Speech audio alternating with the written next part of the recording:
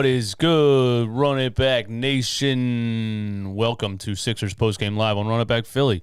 No frauds, no fanboys, no intros. It is almost 1 a.m. in the morning on the East Coast here, but I'm still coming at you with a postgame Sixers show because that's what we do. Yeah, I drank a 16-ounce monster. Shout out to everybody in the chat. I see the member badges in there. Hit me with some custom emojis. Shout out to the monthly MVP, Aaron Cabbage, my man, as always. How do I want to start this, man? Oh, join the Discord. The link is in the description. Put yourself in the call-in waiting room if you want to call the show. What would a Sixers game be without playing down to competition? Obviously, we would have liked to blow this team out. No LeBron James. The Sixers win. At least at least they didn't lose. The Sixers win 126-121. It's just that I'm not mad. I was reading Twitter the whole time this game is on and reading the Discord chat, and people are angry, okay, because we should have smoked this team by 25 plus and been able to rest our starters in the fourth quarter. I mean, we were playing against 97-year-old Dwight Howard, Malik Monk, and Keanu Reeves' grandson, okay? That's who we were playing against. K-Cell, thank you for the super chat. Much appreciated. It says DJ Eastwood, thanks for the late night post game. We appreciate it. Hey, thank you, man. I'm glad you're here. 154 people in the chat. Hit the like button. That would be greatly appreciated. Yeah, this Lakers team, first of all, look, this Lakers team isn't even good with LeBron James, all right? LeBron James is averaging 30 points per game this year in his 19th season, I think. He's 37 years old. And the Lakers aren't even good with him on the floor. So without LeBron James, yeah, of course, this should have been a blowout. When you have the talent of Joel Embiid, James Harden, Tyrese Maxey, I'll even throw Tobias Harris in there at this point because he had a great game. It should have been a really easy win. But I am now coming to the conclusion that we are literally resting during games toward the end of the season. That's where I have to go with it. I have to go there with it. I have no other explanation as to what has been happening in some of these games. I mean, we play up to competition. You know, we beat the Miami Heat on a back-to-back without Joel Embiid and without James Harden. And then we get our guys back on a couple days rest, full roster, and we pretty much kind of go down to the wire with the Lakers without LeBron James. So, if you want me to sit up here and explain this team, I can't do that. I don't understand this basketball team at all. The only way I can figure it out, the only way I can really look at it is there's experiments happening on the floor in real time. Again, we added James Harden like 3 quarters through the season. He looks, again, like a slow version of himself. He looked like he's nursing something, and then he bangs knees with Dwight Howard and falls down. We're all thinking he freaking tore his ACL or something. He comes back in the game, but I don't know. We're trying to get guys back in shape, I guess. Maybe Harden is slowly coming along. Maybe he's saving himself for the playoffs. I can't figure it out. But what usually explains the effort in a basketball game is the rebounding. So let's look at total rebounds here. The Lakers out-rebounded us 45-43 with small ball.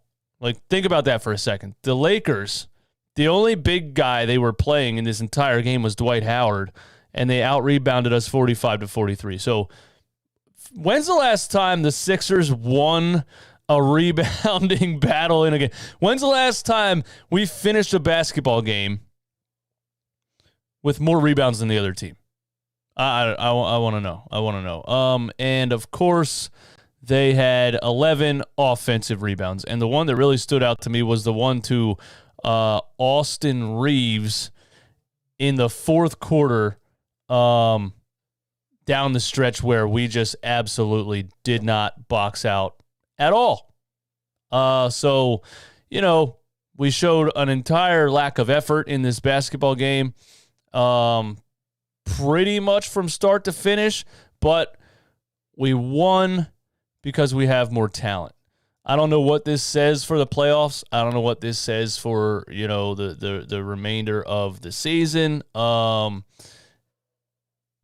We could start the playoffs and get smoked, or we could start the playoffs and show up and give effort. I didn't set up this thing because House of Highlights wasn't ready yet.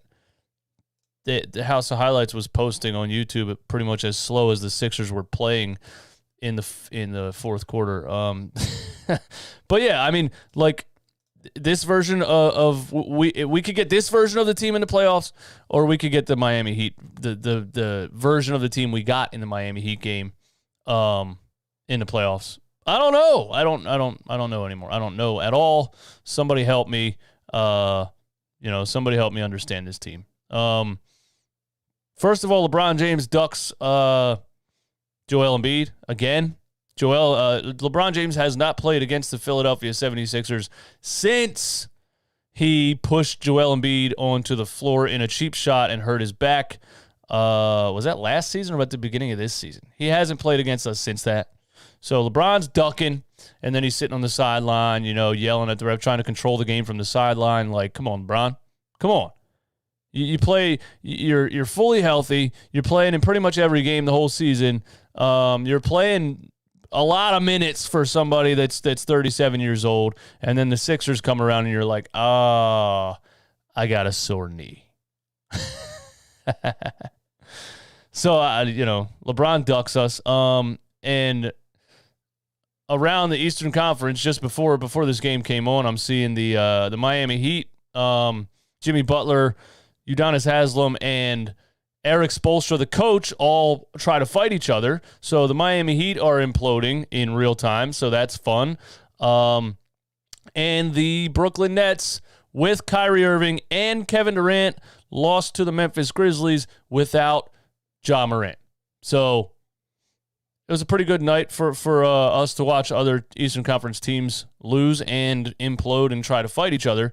And then we show up, play against the Lakers bench pretty much, and go down to the wire. Just total lack of effort in the game, to be honest with you. We played absolutely no defense. 24 points for Dwight Howard. Bravo, Carlos. Thank you for the super chat, my man. 24 points for Dwight Howard. And this is how I'm drawing. This is how I'm coming to the conclusion that we're just resting during a game. We come into this game and we say we're playing the Lakers. LeBron's not playing. The Lakers already stink. Let's just go jog around for a while and not try too hard and pull it out in the end. That's where I'm at with it. Joel Embiid wasn't boxing anybody out the whole game. Wasn't really even. He had blocks. He had a couple of blocks. I think he had 4 blocks. He had blocks. He had certain plays where he was like, nah, smack that out of here. Get that junk out of here. Don't bring that juice to a gin party.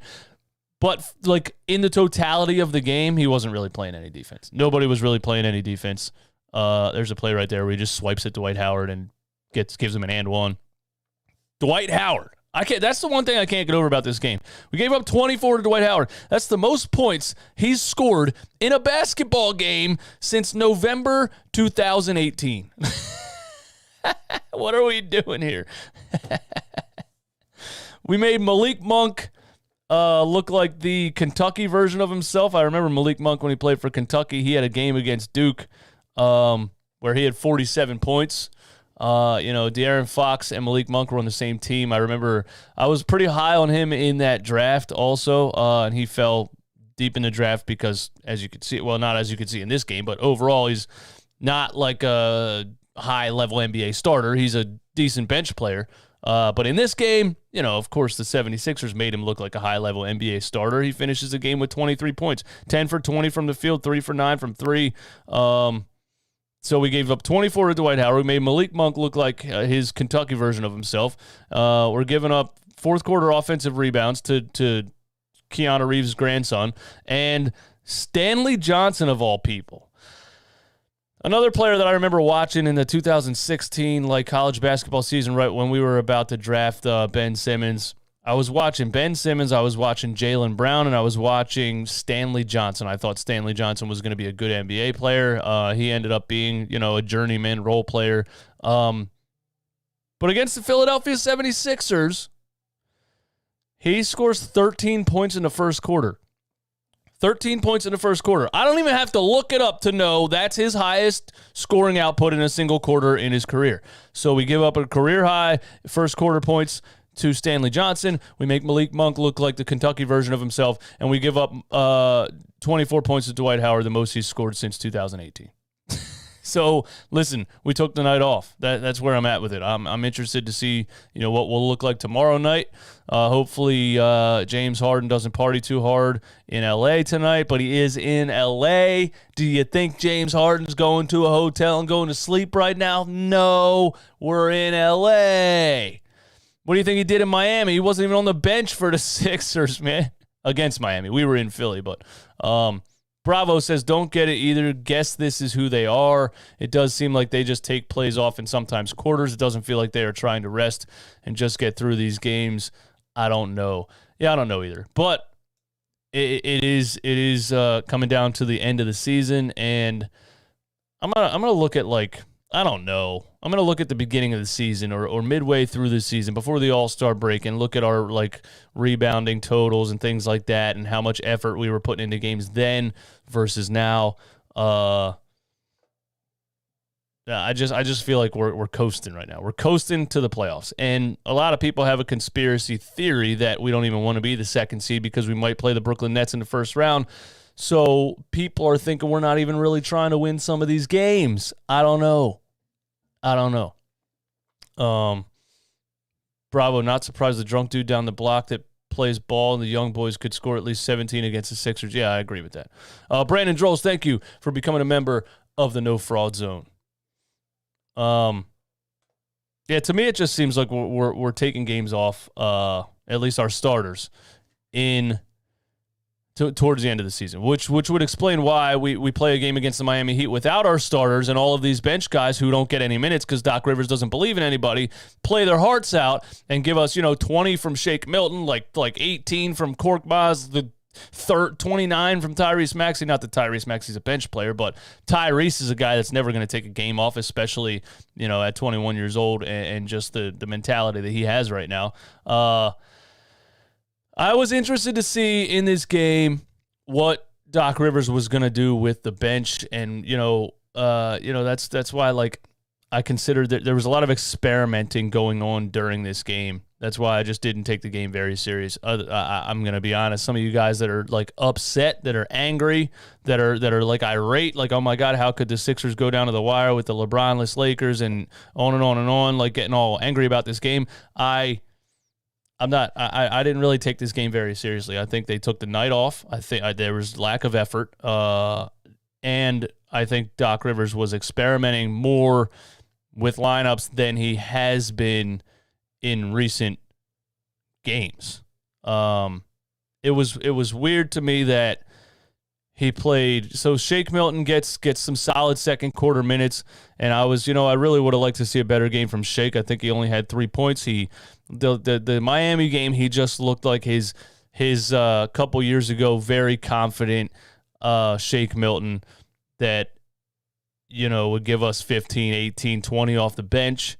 So I was really hoping to see Shake come out here with Harden and Embiid back and really try to fit in off the bench and find his way and give some pretty good contributions. He hit a three early, and that was his only points of the game.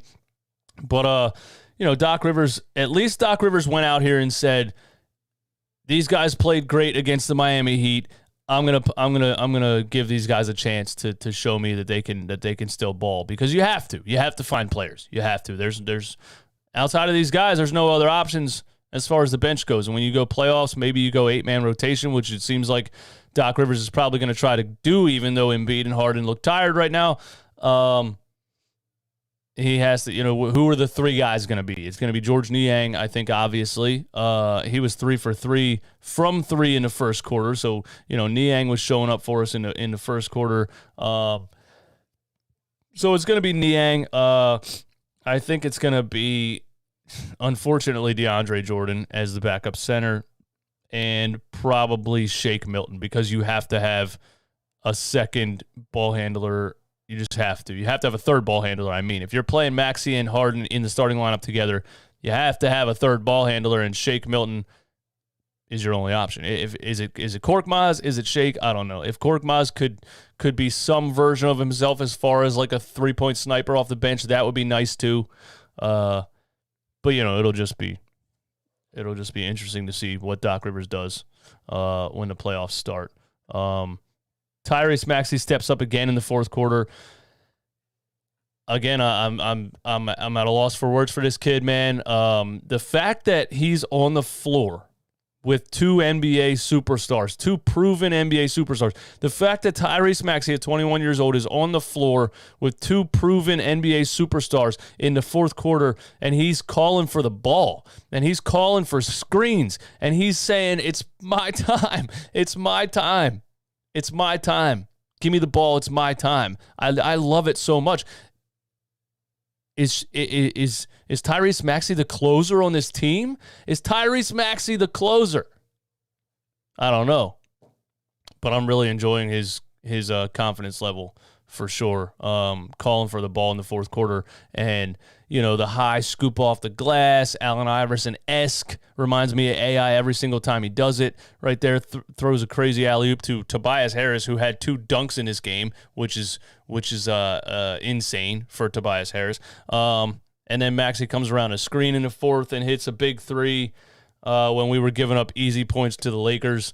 Tyrese was right there to save us. And somebody tweeted something that I was like, yeah, absolutely. What would this team look like if we would have actually thrown Tyrese Maxey into the James Harden trade? Like, what would this team look like right now without Tyrese Maxey kind of carrying us in the fourth quarter of these games? James got some buckets down the stretch. But Tyrese Maxey's coming up huge, and we need him. So, I'm just grateful that he wasn't traded. I am. I guess we got to talk about Harden. James Harden, and I'm looking at it in a positive light. So, James Harden can have an absolutely horrendously atrocious game and drop 24.7 rebounds and 7 assists. Like, that's the way that I'm looking at it, because this is not the 100% James Harden. I think that's pretty obvious. This is not James Harden at his best. So if he's having a bad game and giving us 24, 7, and 7, I'm looking at that in a positive light. I have to be optimistic here and say we're going to get a better version of James Harden by the time the playoffs are here. I have to hope that. I have to believe that. Because what would be the point of me saying Harden's terrible, we're going to get smoked in the first round? What would be the point of me saying that? Yeah. Joey Kane, I know he shot 1 for 6. I mean, you can call me a clown in the chat if you really want to. I said he had a bad game, bro. Why am I reading the chat? 400 in here, man? Hit the like button. That's why you become a member, because, I know when you leave comments and your badge is right there, I know that I should read it. When I read random ones like that, somebody calling me a clown because James Harden was 1 for 6 from 3, that just doesn't make sense. James Harden's 3-point shot has been terrible. And he doesn't look like he has his legs, but he has that much basketball skill, and his basketball IQ is that high that he can still give you 24, 7, and 7 in a terrible game. I remember in very recent memory a point guard that was on this team that a 24-7-7 game would have been one of the best games of his damn career. Think about that for a second. How this trade went down because somebody didn't want to play for Philly anymore. And we made the best trade possible. And the player we got in return isn't even looking like a 100% himself and is giving us 24-7-7 in a bad game when a player who left hardly ever had a 24-7-7 game. If 25 would have dropped 24-7-7, the city of Philly would be, oh my God, we gotta, he's back, he's an all-star, he's a superstar, he dropped 24-7-7, what an amazing, ridiculously amazing game for about, think about that for a second. That's why I was so blown away for so long when people were trying to tell me that 15, 6, and 8 was a good stat line. So anyway, that to me, that's how good James Harden is, that he can play.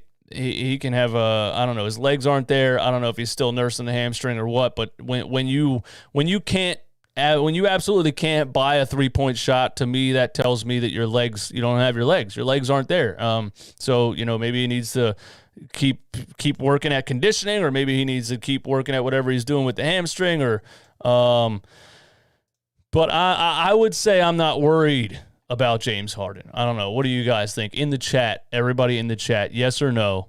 Are you worried about the performance or just what James Harden looks like on the court? Because obviously when you just look at the box score, he had a decent output in this game because he had a couple of spurts in the game. But just what he looks like on the court, he doesn't look like 100% himself. A lot of people, no. There's some yeses in the chat. Some people are worried about James Harden. Big worried. SG Experience is big worried. VR Heem, my guy, says not really. No, yes. Looks pretty. Joey Kane says yes. He's washed. I don't know. I'm not reading your comments anymore, bro.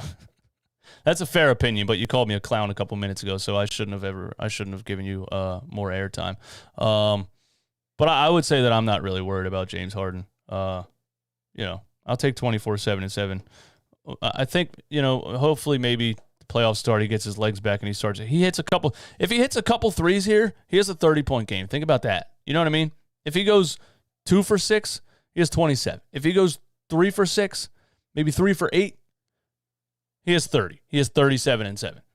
I think that the NBA, and look, like people that aren't Sixers fans, that aren't watching this team closely, if I say this publicly on Twitter or whatever, I get absolutely roasted for it because I'm not allowed to complain about the officials when it comes to James Harden. But when you watch these games, to me, this is my honest opinion, when you watch these games, ever since that game where James Harden and Joel Embiid shot 50 free throws, the NBA had a roundtable meeting with the officials, and they said, hey, cut it out, bro. Cut it.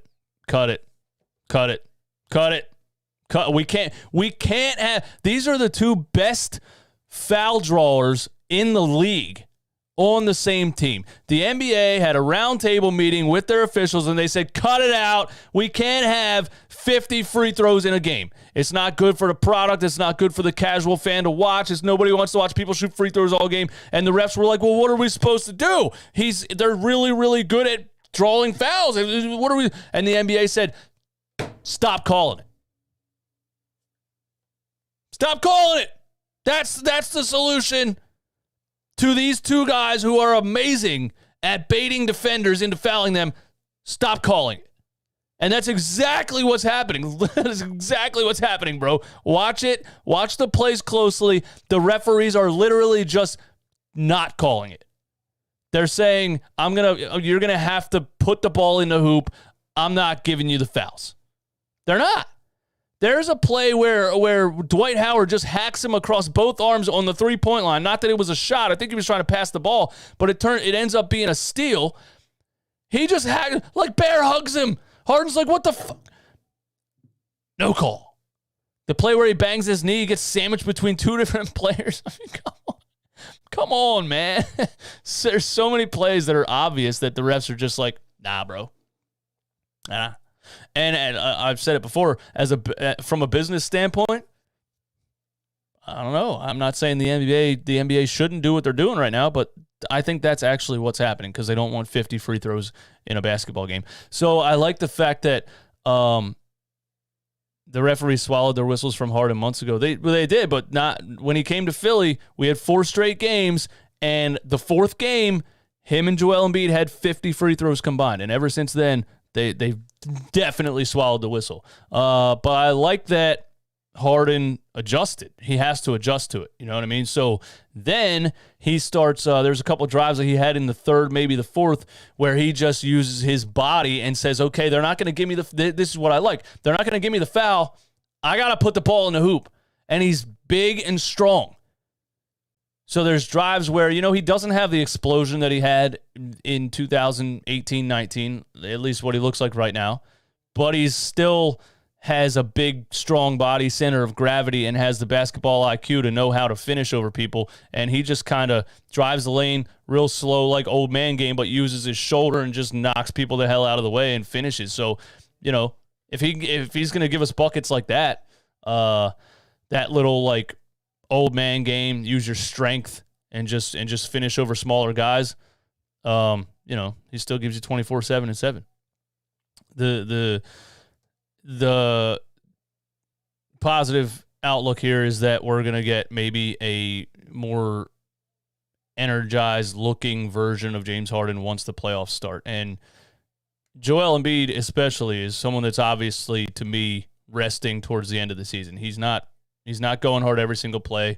He's not boxing people out. He's not I really think they're resting for the playoffs, man. I really think that. I do. Tobias Harris.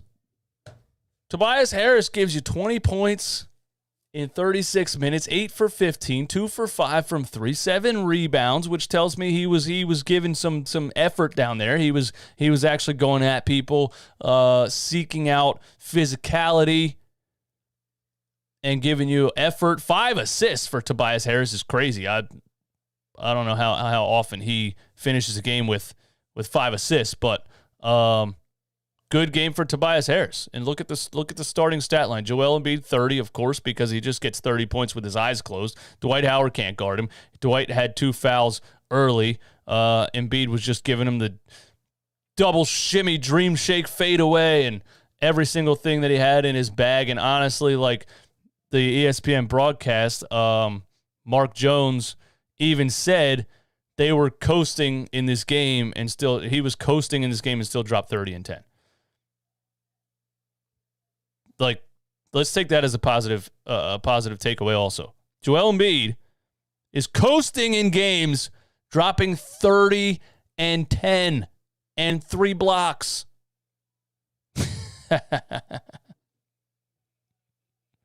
He's that good.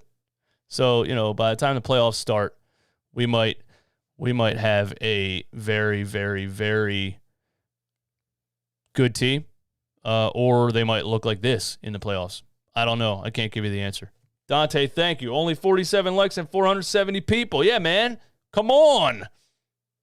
Hit the like button for your boy up here, man. It's 1:22 a.m., and I'm breaking down a game for you. I think I deserve some likes for that. Doc did go with his third quarter death lineup. And it was weird because it's almost like, look. So in the second quarter, or the end of the first into the second, Doc says, hey, Shake had a great game last game. Furkan gave us some good minutes. I'm going to put these guys back in the game, help their confidence, and see if they can contribute, and maybe they'll become part of the playoff rotation. So Shake and Furkan get in the game in the first half. And they contribute, Furkan gave you 6 points, 3 for 4. Why does it say 0 for 1 from 3? He hit a 3. Clutch one in the fourth quarter, I think. Oh, they called it a 2. His toe was on the line. But either way, Furkan's a plus 15 off the bench, so clearly the best bench player by a mile, right? And I've been off of the Furkan wagon for a while and back on or whatever, but I'm still a believer in ride a player when he's hot. Pause. Wow, that came out wrong. But Doc Rivers in the third quarter goes Harden, Tobias, George Niang, DeAndre Jordan, and Danny Green. He says, Furk's given us great bench minutes last game and this game. So in the third quarter, I'm going to play Danny Green for 11 straight minutes. Okay, what do we have to do? What do we have to do to get Danny Green up out of here? What do we have to do to get Doc Rivers away from playing Danny Green? What do we have to do? I got to know. Look at his stat line. 11 minutes. 0, 0, 0, 0. 1 rebound, 0, 0. Minus 16. What do we got to do to get this guy to stop playing Danny Green? Why would you see the production from Shake and Furkan and then randomly play Danny Green for 11 minutes at the end of the third into the fourth quarter? They're friends. That's what it is. They're friends. They record a podcast together. That's the only thing I can come up with. Russell Westbrook is annoying. Very annoying. I don't like watching him play. I don't like his attitude. He's not good at this stage in his career. And the first quarter, he kind of bodies Tyrese Maxey under the rim and does the rock the crate. Are you kidding me, Russell Westbrook? You've been atrocious this whole season. You cry to the media because people call you Westbrick and it's embarrassing to your family and kids. And make a shot and they won't call you Westbrick. But you're gonna body Tyrese Maxey in the first quarter and give him a baby crate? Are you serious? Tyrese Maxey is so much better than you right now. It's unbelievable. So that happened in the first quarter. Niang was 3 for 3 in the first quarter. Doc Rivers' second quarter lineup: Maxey, Shake, Cork, Tobias, and DeAndre. I actually didn't hate that because he was giving Shake and Cork Maz an opportunity, and there was multiple ball handlers and shooters on the floor. But then, third quarter, he said, "Nah, let me throw Danny Green up in there." We gave up an offensive rebound to Carmelo Anthony in between in the trenches, and he's 100 years old, so that shows our level of effort in this game on the offensive and defensive glass. James Harden was looking like the most expensive decoy in the history of the game early on in the game. I think it's funny, actually, that he doesn't have to score to impact the game the way that he does. They trap him outside the screen no matter what, and he just swings it, and then, we still have Tyrese out there. I think it's lethal, really, the attention that James Harden draws for everybody else, even when he is having a bad game. Matisse Thybulle. Where's Matisse Thybulle at, man? What was his stat line? 22 minutes, 2 for 5. Gives you 4 points. Matisse, he's just so... One game he looks like he could be an offensive threat a little bit as far as cutting to the basket and Harden finding him, and then there's just games where he just looks totally unplayable on the offensive side of the ball. Defensively, he was great from the beginning. He was harassing Westbrook, which is always fun for me because Westbrook gets so angry at players that just steal the ball from him. He can't believe it. He's yelling at the refs the whole time. So I knew Matisse was going to harass him the whole game, so that was fun. Matisse ends up with 2 steals and a block, but he was just getting, fingertips on basketballs all over the place, just like Matisse does. And then he 2 steals in a row in the fourth quarter. 1 plucks Westbrook from behind. Again, love to see it. Westbrook jumps up in the air out of frustration, and then in the very next play, he just gets a wide open steal and a fast break dunk. So I think Doc is experimenting also with Matisse Thybulle and like how many minutes can I really play this guy? We love his defense. We love what he does defensively, but can I have him out there offensively for this long? I don't know. So I think Doc's experimenting. What else I got here, man? Do you guys think Korkmaz is back? Or is this Korkmaz's little 2-game stretch of contributing, and then he's going to go absolutely ice cold and shoot 10% from 3 and be completely unplayable in playoff minutes? Follow the Water says Korkmaz is not back. Okay. There's one answer. Korkmaz is not back. Found some confidence. Rasan Granderson says he found some confidence. I agree with that. That's good. That's all we need. Well, I don't think Korkmaz ever really has a confidence problem. The guy's going to let the ball fly no matter what. I actually think Furkan Korkmaz thinks he's an NBA superstar in his own mind, which isn't a bad thing necessarily. You're never going to have an issue with Furkan like shooting the ball.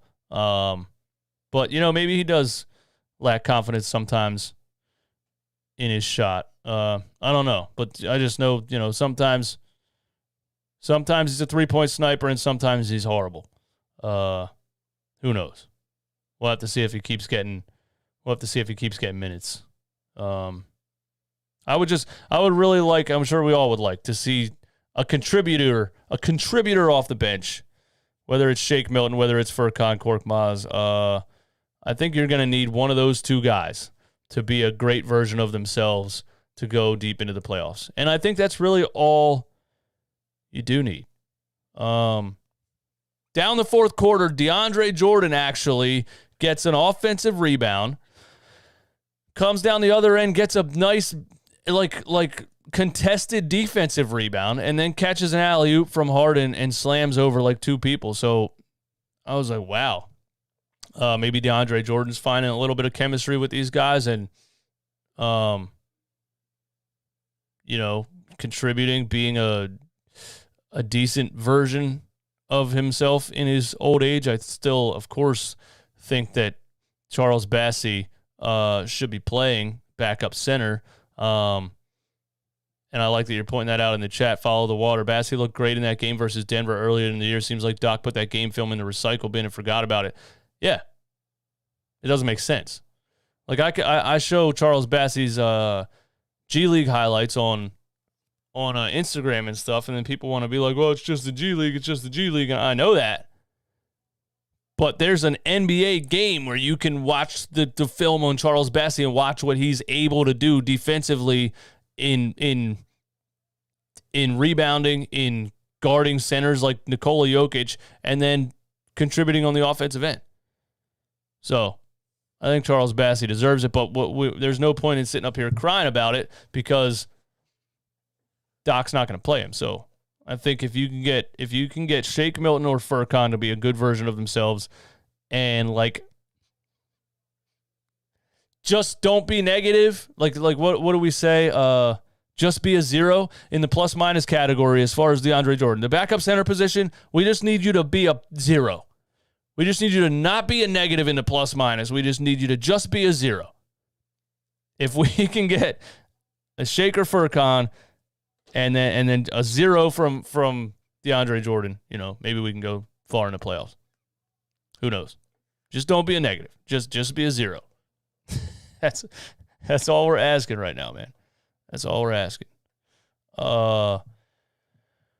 We got Danny Hilt in the Discord. All right, let me put myself in here. I remember to do that. Danny Hilt, what's going on, man? What's up, bro? What's up? Man, it was a decent game. Offense, it looked okay. Defense looked like they didn't want to be there. I agree with that. What I say is, yeah, DeAndre Jordan, has okay. But, like, there's some plays on defense where he's legit just, like, standing there and letting people, like, shoot over him. It's so annoying. It's like, it feels like the only way Bassey will play is if DJ gets hurt. He has to get hurt in order for Bassey to maybe play. I'm not wishing injury on anybody. I can't go there. Well, no, I'm only saying that because it happened with Maxey last year with Ben. Ben started struggling, and that's the only time Doc started playing Maxey. It's like something bad has to happen in order for him to just see a young player prosper. Oh, I totally agree with that. Yeah, he has to be forced to play young players. If Ben would have never pulled what he pulled, he'd probably be still trying to force this Ben Simmons point guard thing, and Tyrese Maxey would probably be getting like 9 minutes off the bench. Yeah, I mean, I think he might start at like the shooting guard. Yeah, maybe. And like Thibault wouldn't be starting. So. I don't know though. I don't think Maxey would have had the beginning of the season that he had and all of that like that. Oh no. Him starting the start of the season is really what showed everybody that he can play, and I don't even know if he would have had that opportunities with Doc Rivers. Like, it's just the way Doc is. Like, again, look at some of the players for the Clippers. Terrence Mann, I always use that as an example. Couldn't get a minute with Doc Rivers, and now he's averaging 10 points off the bench. Yeah, and he's a prolific defender as well. Yeah, it's just crazy that like the same. You would think Doc would be an upgrade over Brett Brown, but it kind of seems like he's just doing the same crap, bro. I think he's an upgrade like X's and O's wise, and I don't think Brett Brown had any clue what he was doing. But it's like Brett had his negatives and Doc has his negatives, and they almost cancel out. Like, Doc's negatives are that he refuses to play young guys, and he's just stubborn and his way or the highway. Yeah, I mean, it is what it is. There's nothing we can do about it at this point. I think if they're a first round exit, Doc Rivers will be canned easily. If they're a second round exit, they might be able to blame it on like the roster and the fact that they're not deep enough and things like that, and keep Doc around. So who knows? Sam Cassell for head coach. I would like that. You got anything else for me, man? What was that guy's name that took over for Doc? What was his name? Dan Burke or something? Yeah, Dan Burke. Yeah, give him head coach. He might actually play the young guys. He did, yeah. Yeah, Isaiah Joe had 18 points in the game that Dan Burke coached, the first game that he coached, and he had 11 in the next game, and then he never played again the rest of the season. It's so sad. Yeah, man. Hey, man. All right, man. I'm gonna leave you there. Have a good night. Yeah, man. Thanks for hanging out. Later. Rasan G in the Discord. Rasan G, you there, bro? Mike is muted. Rasan G, your mic is muted. I'm going to put you back in the waiting room, man. We got a call on the line from South Bend, Indiana. What's up? Oh, hold on. I forgot to put you. I always have to hit this Bluetooth thing right here. There we go. What's up, man? This game here, man, was. Oh, you don't sound happy. I'm cool with it, man. I'm cool with it. But it's a win, baby.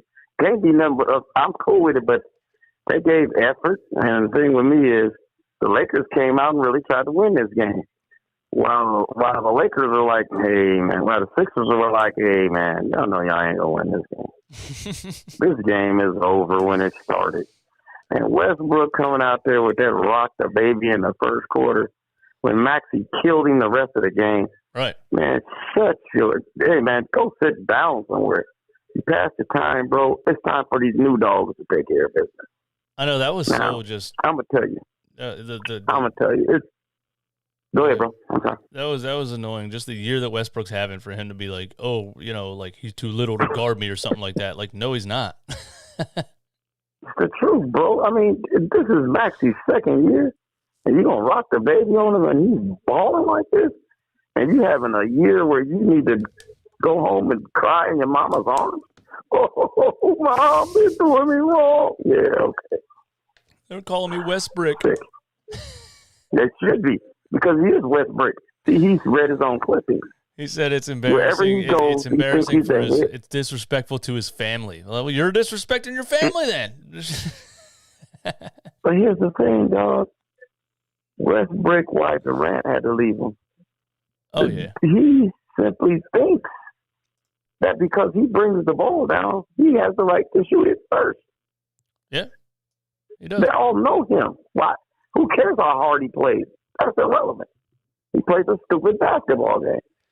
I agree. Yeah, he's never been a high IQ player. He shoots you out of games. Yeah, that's exactly why Durant had to leave. I remember those games in the Western Conference Finals where, Durant should have had the basketball and Westbrook's out here chucking up bricks, and they blew a 3-1 lead. And Durant was like, "Yo, I'm out of here." I feel him on that. I feel it, bro. This is just a straight casual conversation about Westbrook. How in the world are you doing any type of gyration other than being glad to still be on the team? I don't know, man. He's got some kind of ego, that's for sure. Yeah, there's nothing wrong with ego. Nothing wrong with ego. Nothing. What else you think about this game, He man? was a dog. What else you think about this game? This game right here, I'm going to tell you, this game right here for me was basically like this. I looked at Tobias balling. He just shoot more, get more opportunities. But he actually was physical with you. I love that part of his game. I see my man, that Doc O. Rivers old dude. He looks like he's starting to come into fruition a little bit, being a backup center. He's doing all right. Court Moss, don't believe the hype. Don't believe the hype. Come on, man. Milton is going to be who he is. He's going to get the opportunity to ball.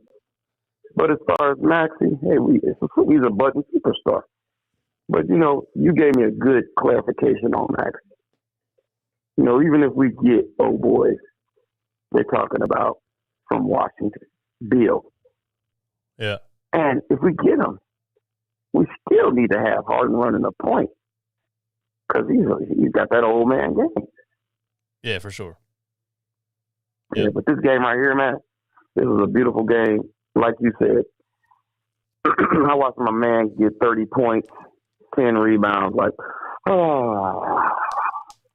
that's what I mean. That's what I mean. It. We didn't play any defense, and we, it didn't look like we were really trying too hard in this game. But at the same time, I saw things from players that I was happy about moving forward. So, and I'm gonna end it on this, bro. Tell me this: all these metrics and theatrics they're talking about with Djokovic. Let's look at one-on-one ball. Hey, the man is beautiful. He has a beautiful basketball game with the dad bod. That's beautiful. But the thing is this, one-on-one players, he can't do nothing with Embiid, and they know it. Nah, he can't. That's why. Yeah, man, I got it. When it comes to the MVP stuff, like Jokic is such a unique player that they have to pull out the advanced metrics because there's ways that you can argue that he's the most valuable player to his team with how depleted their roster is and stuff. But when you just look at who's the most dominant NBA player, it's pretty clear. There's Joel Embiid. Did they pull out metrics for LeBron? Did they pull out metrics for Jordan? Because, Bird was one of the greatest players I've ever seen in my life. Did they pull out metrics for Bird? No, that's the argument. That's the argument that I made with Swipe Cam. I told him all of the players in the past 5 years that won MVP without being top 5 in efficiency rating or all of these, whatever. Like Giannis, Westbrook. Man, that's all. Yeah, go ahead. Yeah, but I'm going to tell you, these guys from all these Ivy League colleges bring these metrics in here because they can't get jobs. Okay? Let's put it where it is. They can't get jobs. So they come to the NBA with that trash and get them some money. Come on, let's put it where it is, bro. You already controversial, so let's put it there. They can't get a real job. So let's put it where it is. Well, the numbers say this, and the numbers, listen, numbers don't lie usually, but these numbers lying. Yeah, it's too stretched out. There's too many things in the equation. It doesn't make sense. It's ridiculous. I agree, man. Hey, thanks for the call, man. All right, as bro. always.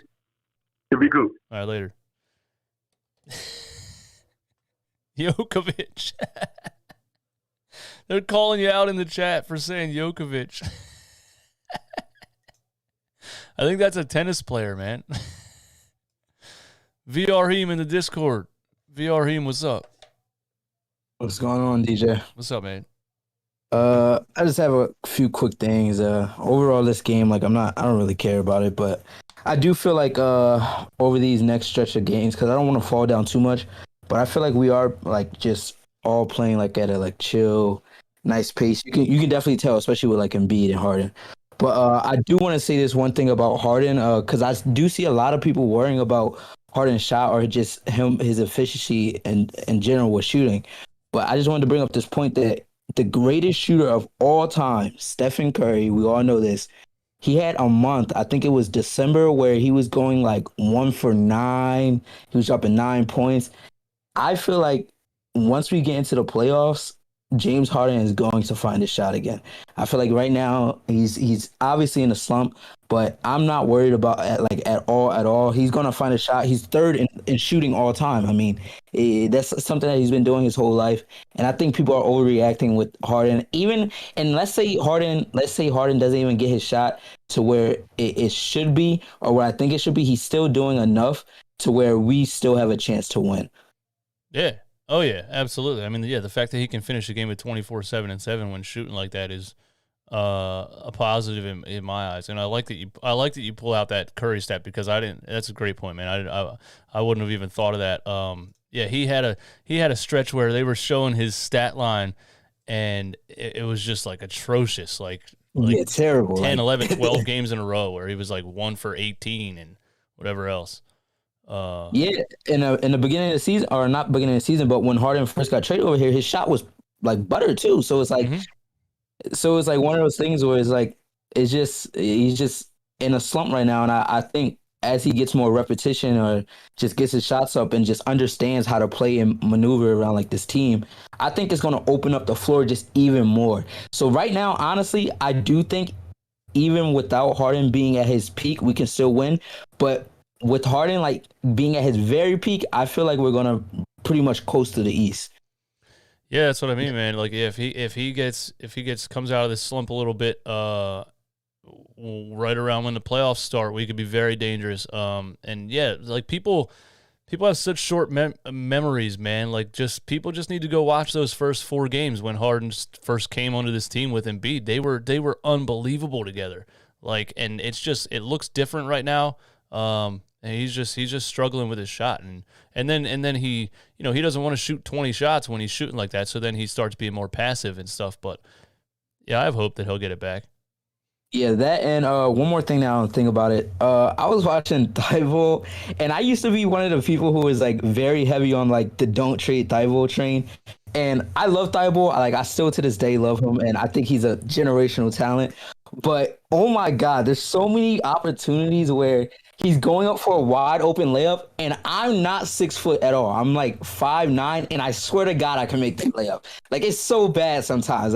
He goes up for a wide open layup, and he's right next to the rim, and he just misses everything. It's so funny to watch.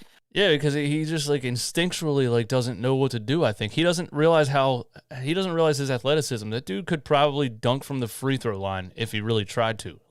Yes. There was a couple of games ago where he did that, and Harden yelled at him, and the very next time he cut to the rim, he dunked on 3 people. We're that's what you can do. You just need to do that. He does this upside thing, and I don't know. Yeah, but it's going to be great. I feel like we're going to be good overall, hopefully. But, yeah, that's all I have. Hey, man, thank you. Appreciate it. No problem. See ya. VR Heem, man, always coming with the good stuff in the Discord. If you want to join the Discord, the link is in the description. Go ahead and join up, man. Yeah, listen, man, it's 1 o'clock in the morning. It's 1:47 a.m. actually where I'm at right now. I don't have much else, man. Thank you guys all for coming in here. It just looks overall, it looks like the Sixers are coasting towards the end of the season right now. This game, I didn't see. It didn't look like they were let's put our foot on the gas. Let's blow this team out. I really think they knew they were playing the Lakers without LeBron. And they were let's go jog around, and then it got kind of close. And Rasan G, are you in the Discord, man? I tried to get you earlier. Rasan G in the Discord. It keeps kicking you back to the waiting room, man. I don't know what's up with that. Your mic's muted, and then when I put you on air, it kicks you back up there. I don't know, man. I don't know, Rasan. We gotta figure that out in the Discord, man. I don't know. But yeah, I like, you know, it looked like the Sixers were jogging around in this game, basically resting. And then it got a little closer than they would have liked, and then they had to turn on the gas a little bit and try harder. But that's basically what I took from this game. I didn't really ever have a feeling that they were going to lose this game. I didn't really ever have oh my God, what are we doing? I can't believe we're letting this team hang around and all this. Like, yeah, it would have been nice to blow them out by 25 and rest our starters in the fourth quarter, but it is what it is. I don't know. Maybe I'm just having a good day and nothing's going to piss me off. I'm just not very upset with our performance in this game. I don't really care that much. They came away with the win, though, man. We'll see what happens tomorrow night, man. Rasan, you there? Hello? What's going on, Rasan? Yo, yeah, I appreciate you for having me on. I don't really know what was going on, but No, it's all yeah, good, man. I'm happy with what VR Heem said, because I was actually going to say something similar, just about like people overreacting to Harden's play, because I just want these are bad games for James Harden specifically, like. And that's only because he's James Harden, and we've seen him put up 60-point games and 45 and 50. So when we see something like this, it's like we know he can be better. But this isn't just like a bad game for the average NBA player. If this is Evan Fournier putting up 24 points and 7 assists, it's league talk. Exactly. You know, it's going to be talked around the league. And I'm glad that you came to that conclusion that we were coasting on your own, because I actually kind of had that theory in my head, but I just didn't want to say it because I don't know. I feel like it was a hot take a little bit, you know, that we're coasting in games. But I've actually thought that, like, I feel like when we're playing teams that we know that we can beat or should beat, I feel like we literally just take plays off and look at it like, as long as we can get the win at the end, we're good, and then we've saved energy and et cetera. You know what I'm saying? So it better than getting I'm not going to say better than a blowout, but the energy that it takes to get a blowout, I don't know if it's worth it when the playoffs are this close. It's not a bad thing. Yeah. Yeah. Another thing that I wanted to say is about playoff ball.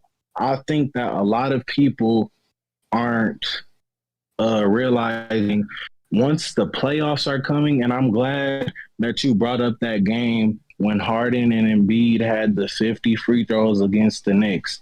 I noticed ever since that happened on an entertainment level, the refs have stopped calling fouls more. And I agree with what you said, like about the NBA having a talk. But in playoffs, players live at the free throw line. I was watching the Nets versus Bucks series last year. I watched Giannis live at the free throw line. They don't care, because at that point, all the casual fans are out. Once it's the playoffs, it's all the real fans. So the real fans can sit through free throws and sit through all of that because they know it's the game. And I really think that once we're at that point, we're going to thrive, because our games revolve around playoffs. Like, we're meant for this. We're meant to get teams in foul trouble early and have them desperate at the end of the game and hitting lots of free throws. Like, the playoffs is for us. People are looking at regular season and it's like, oh man, we're screwed. Regular season is a ticket sale builder. Like, for casual fans, it's for entertainment. The real basketball comes in the playoffs, and that's when we're going to thrive. And that's really all I wanted to come on here and say. All right, Rasan, man, I appreciate you. Thanks for jumping on. Yeah, appreciate it. Yeah, Man, I'm going to completely disagree with that last point, Rasan. I got to be honest with you. The casuals aren't watching this game right here. The casual NBA fan is not watching a 10 o'clock Lakers game towards the end of the season. They're absolutely not watching this. They watched like Dancing with the Stars at 8:30 and then went to sleep. They don't care about this at all.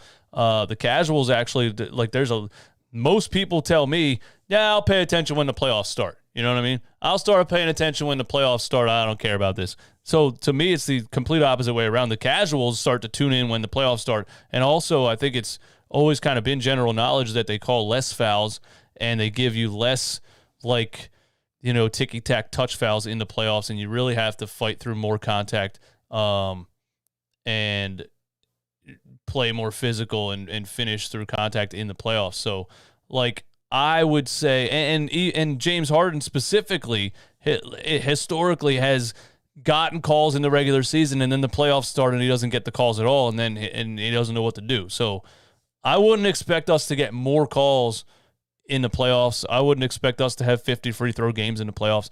But in the grand scheme of things, like, it sucks that that's happening. I think it's like James Harden has become an artist at drawing defenders and baiting defenders into fouling him, and it's worked for him his entire career, and now suddenly it's working against him because the NBA doesn't want it.